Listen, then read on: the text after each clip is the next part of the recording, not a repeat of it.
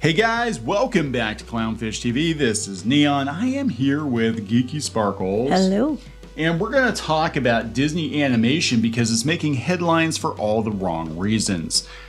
Two of Disney's animated movies were on the list for the biggest box office bombs of 2022. But these two lost a lot of money, that being Lightyear and Strange World. Strange World being a massive disaster. And, John Lasseter has to be laughing his ass off. Well, I know he wasn't happy about Lightyear. No, because that's his character. It's like his character. They just completely destroyed the backstory.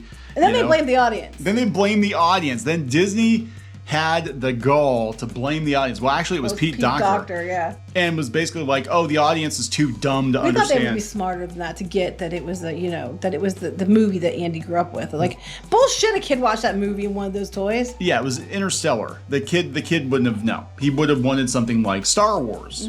Old Star Wars, not Disney Star Wars. It was Andy's Star Wars. No, it wasn't. Hell no.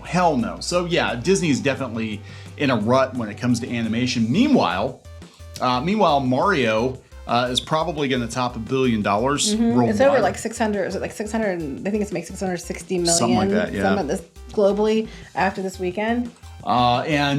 This is after lots of outlets have been saying that Disney has lost its crown to Universal. I wonder where they heard that from. What? Yeah, because we've been talking about that a lot. It's like Disney is going to get lapped by Universal. Safe to say it now, so they're saying. It's safe to say it now, and they're going to get lapped in the theme parks too.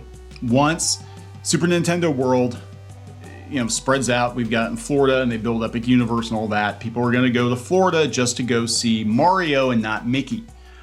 And by the time Disney catches up, if they catch up, because they haven't even announced really any major expansions, it's going to take them like 10 years to catch up. Probably. At this point. And I mean, this is what it looks like when you rest on your laurels, when you just assume you're going to make money because you've always made money and you don't have to. Because we're Disney and we just slapped the Disney name on it. What's that thing? It was a Tommy Boy. I could slap a warrant or like a guarantee on a box of shit, but it's still a box of shit. It's kind of like that. Pretty much. And that's what's going on here. I mean, look, we know the attitude that Bob Iger in particular has.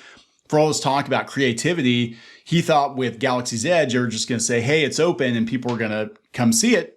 And they didn't. And they were just completely confused because in their minds, Disney can do no wrong. Disney is like the biggest brand on earth and, they're too big to fail.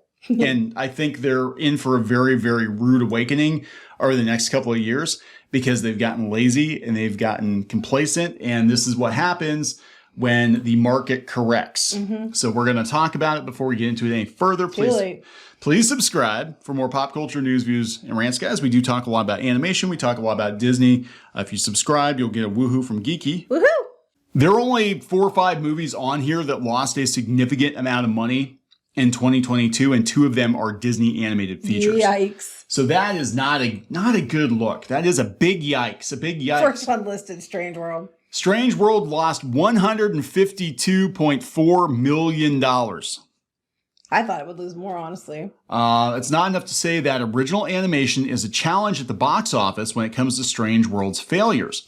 Some might say Disney's embrace of a gay character in the film turned off red state audiences. Oh, for fuck's sake. You do know, Deadline, that there are a lot of people who are gay who are Republican, right?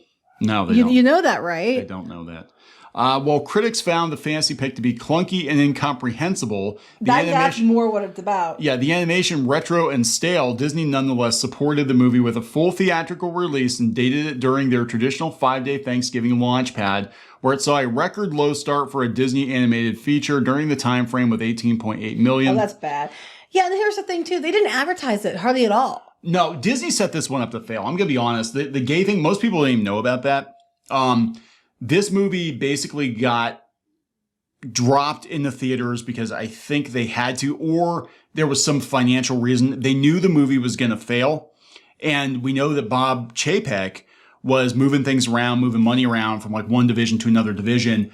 And it might have been a case like, okay, we took theatrical money for this movie, but we were going to actually dump it on Disney Plus, but now, I got caught. So let's just dump it in the theater and then take the write-off, the $150 million write-down, which they do. And I think this is what's going to happen with the Marvels too. I think because they're dropping the Marvels in the same time period between two very big tentpole franchises. Like the Marvels comes out a week between, I think it's the Hunger Games prequel and Dune 2, which a lot of people are looking forward to.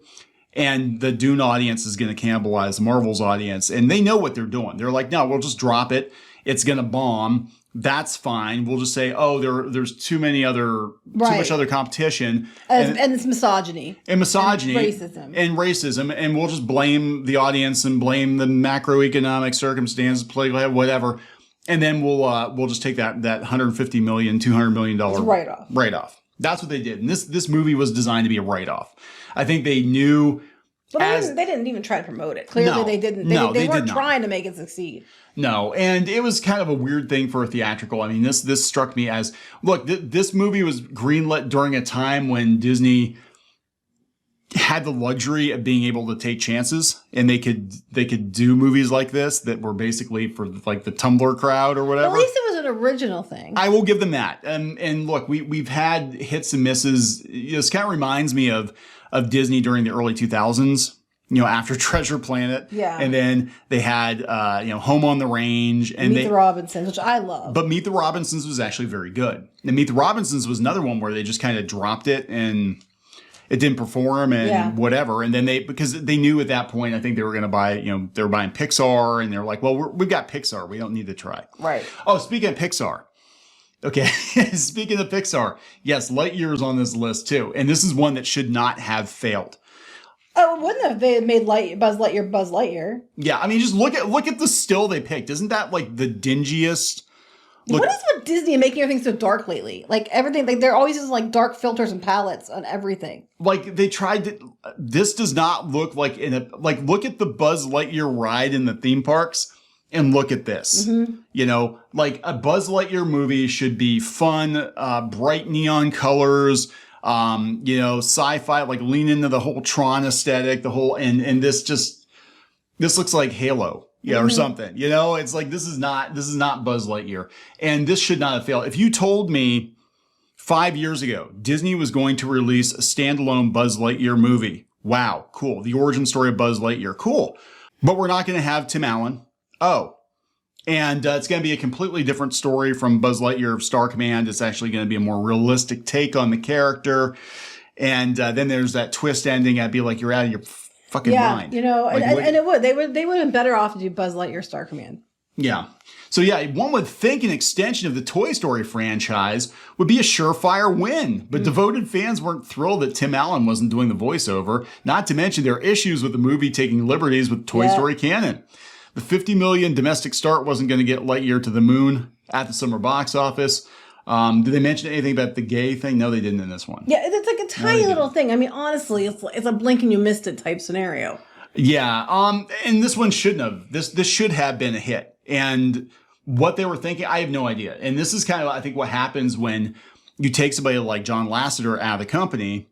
And because I don't think John Lasseter would let this one go. And the thing is, it's like you figure too, like they might not have lost that much money at the box office, but then when you figure in like all the expenses, production costs, every time they do this, we've mentioned this many times, is a movie might cost like $300 million to make or whatever, but then they have to make back way more than that because you have all the expenses associated with it, which run in the millions, Yeah, so people don't realize that was like I was talking about the Dungeons and Dragons movie, and people were like, well, it almost made its money back. It's like worldwide, it was I think 128 or 130 million. That's not good. No, it's not good. And it was 150 million to make the movie, but they spent a lot of money on marketing. Well, this is 200 million production costs. These are millions, 110 million print ads, 13 million video costs, 14 million residuals, interest and overhead, 36 million. So almost double. Yeah. Almost double. And that's a good rule of thumb. People don't realize that. Like any movie, you can almost double the production costs for the total expense of the movie. So yeah, we get these people, these low IQ people on Twitter.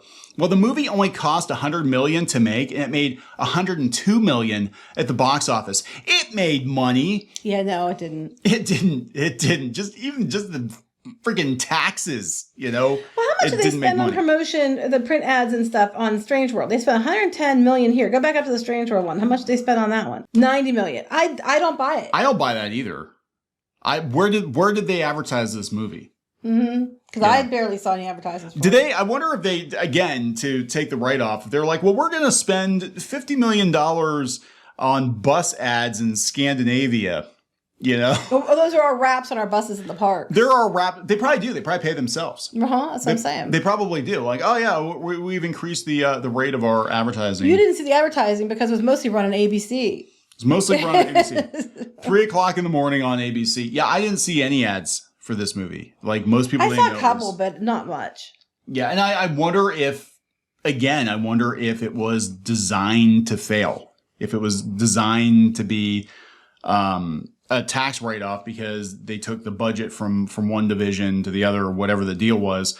And plus, a lot of people now, they're like, oh, these Disney animated movies, yeah, we watch them for quote unquote free on Disney Plus now. Last couple Pixar movies, which were better than Lightyear, we got to watch them on Disney Plus. So why are we going to pay to go to the theater when we watch cartoons on Disney Plus? Right. So they did that to themselves. Well, I noticed with the Ant-Man and the Wasp, they're not putting it on Disney Plus. They're putting it out where you have to buy it for the longest time. Yeah. Yeah. Yep. So that's going to be the new normal, I think, because they got to make money on this stuff. But there we go, guys. Two of last year's biggest losers are Disney animated movies. Meanwhile, Mario is... Minions kicked ass last year. Rise of Gru. Yeah. Et cetera, et cetera. Yeah. And people went to theater for that. Yeah. You know. They went to the theater for that, so they can't use that excuse. Well, people just are not going to the theater. It's the pandemic in 2023. They're just not going to the theater. I can't understand why people aren't flocking to the theater for live action remakes of animated movies. Oh, I can't wait to see what Mermaid's going to do. I don't know. I'm torn on that one because I know that people are like they're shilling for it so hard because they feel like they're called a racist that they don't. Well, look, I mean, and it might do really well. It could do really well. I have no idea. I mean, I said before, I don't know how to call these movies really anymore. care. Oh, and now you said the one storybook page shows that she, just like you said it was going to happen. Oh, yeah. That Ariel kills Ursula. It was running the ship through Ursula. Even though you joked. You said, were they going to have her kill Ursula now? Well, yeah, because we can't have... what they did. Because we can't have the toxic male impale the body positive tentacle woman. You know, you can't do that. So yeah, we're just gonna have Ariel kill her off. Anyway, same thing, right? Basically the same thing. Gonna wrap it up. Yep. Please subscribe for more pop culture news, views, and rants, and we'll talk later. Bye. Help support the channel. Go to thereef.support and get early access to podcasts, videos, and other content. That's thereef.support.